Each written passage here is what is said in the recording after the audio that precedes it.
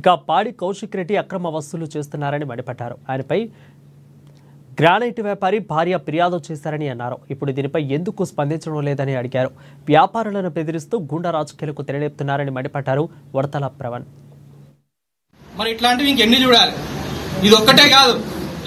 నేను చెప్పేది ఏంటంటే, ఒక మహిళా గవర్నర్ని తిట్టినప్పుడు మీరు స్పందించలే,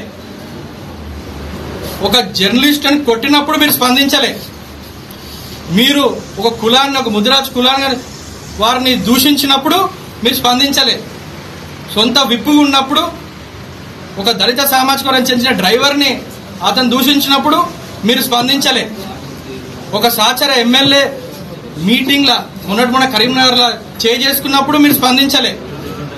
ఇప్పుడు ఒక ఎఫ్ఐఆర్ఐ మహిళ, అది కూడా మన సతీమణి భార్య మెట్లెక్కి మన పైసలు ఇవ్వకపోతే చంపుతా అన్నప్పుడు కూడా మరి మీరు స్పందించకపోతే మరి ఎటు పోతుంది? మరి దీని అర్థమైంది అంటే గుండా రాజకీయాలకు మీరు తెరలేపుతున్నారా? మీరు చదువు